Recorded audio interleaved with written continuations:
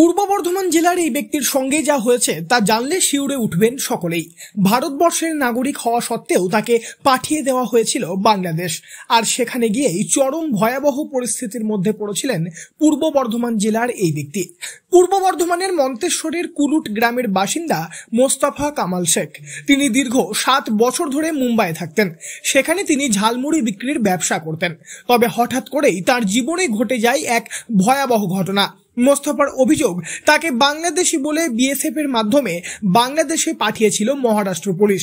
মোস্তফা কামাল শেখ এই বিষয়ে বলেন, হঠাৎ করে 9 তারিখের রাত্রে দেখে আমার পুলিশ চৌকির কিছু লোক আমার ঘরে আসে, আমাকে এসে জিজ্ঞাসাবাদ করে যে আমার বাড়ি কোথায়।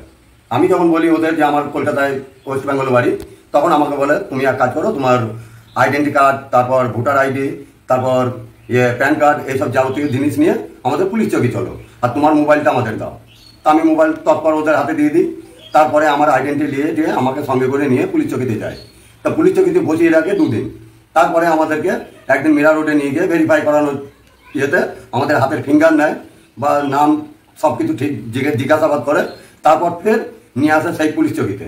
সেই পুলিশ চৌকিতে রাখার পরে তারপরের দিন নিয়ে যায় বসায়, মেডিকেল করার পরে আমাদের নিয়ে যায় পানবেলে।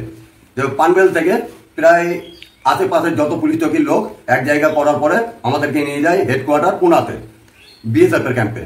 তো বিএসএফরা তখন আমাদের ওখান থেকে ফ্লাইট করে নিয়ে যায় ত্রিপুরায় নিয়ে যাওয়ার পরে ওখান থেকে আমাদের বর্ডার এলাকায় নিয়ে গিয়ে একটা ক্যাম্পে সব এক জায়গায় করে আলাদাভাবে জিজ্ঞাসাবাদ করে যে বাংলাদেশের ঠিকানা। যারা বলতে পেরেছে তাদেরকে সাইড করেছে, যারা বলতে পারেনি তাদেরকে এক সাইড করেছে। তারপরে ওই চারটে করে মানুষ একটা করে জিপে বসিয়ে রাস্তায় নিয়ে গিয়ে যারা বাংলাদেশের ঠিকানা বলতে পারছে না তাদেরকে ব্যাপক হারে মেরেছে, মানে সহ্য করা যাবে না এমন মেরেছে, যেটা ইন্ডিয়ান বিএসএফ করেছে। তারপরে আমাদেরকে মারধর করার পরে যে বর্ডারের যেসব বিএসএফদের যে ছোট ছোট রাস্তা গলি থাকে সেই সব গলি দিয়ে বাংলাদেশে পার করে দেয়। তারপরে আমরা ওদিকে গিয়ে পার করে দেয় কারা? বিএসএফ বাংলাদেশে ঢুকিয়ে দেয়। তা বিএসএফ আর যাওয়ার সময় 300 করে টাকাও দেয়, যাতে আমরা বাংলাদেশে গিয়ে কোনো গাড়িতে ভাড়া দিতে পারি বা কিছু খাবার থাকলে কিনতে পারি। সেটা কি বাংলাদেশি মুদ্রা না ভারতীয় মুদ্রা? ইন্ডিয়ান বিএসএফ দিয়েছে, সেটা বাংলাদেশের পয়সা। আচ্ছা, কেন আমাদেরকে যেমন বাংলাদেশে পুশ করিয়ে দিয়েছে, আমাদের কাছে তো পয়সা ছিলই না, যা ছিল তার আগে তো সব কেটে নিয়েছে। তারপরে আমাদেরকে ওই 300 টাকা করে দিয়ে আমাদেরকে পার করে দেয়। বিজিবির তরফ থেকে মোস্তফাকে আবার ভারতে পাঠালে উপযুক্ত নথি পেশ করার পর বিএসএফ ওই পরিযায়ী শ্রমিককে কোচবিহারের মেখলিগঞ্জ থানার হাতে তুলে দেয়। সেখান থেকে এদিন মন্তেশ্বরে নিজের ঘরে ফিরেছেন পূর্ব বর্ধমানের মোস্তফা। অভিযোগ, ভারতের নাগরিক হওয়ার সমস্ত নথি ও প্রমাণপত্র থাকা সত্ত্বেও মুম্বাইয়ে মহারাষ্ট্র পুলিশ তাকে বাংলাদেশি বলে ধরে। এরপর বিএসএফ এর তরফ থেকেও নাকি ব্যাপক অত্যাচার করা হয় তার উপর, তাকে মারধরও করা হয়েছে সেখানে।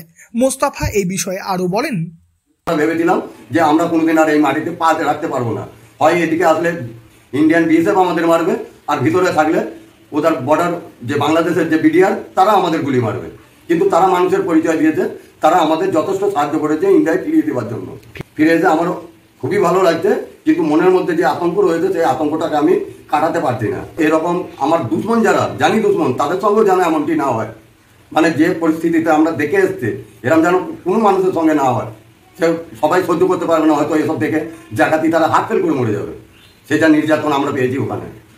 পরবর্তী সময়ে বর্ডার গার্ড বাংলাদেশ এবং স্থানীয় সংবাদ মাধ্যমের সহযোগিতায় ভারতে খবর পাঠানোর পরই পুলিশের সহযোগিতায় এদিন ভোরে বাড়ি ফেরেন পূর্ব বর্ধমানের মোস্তফা কামাল শেখ। মোস্তফার বাড়ির মানুষও অত্যন্ত চিন্তায় ছিলেন, কিন্তু এখন কিছুটা স্বস্তিতে রয়েছেন।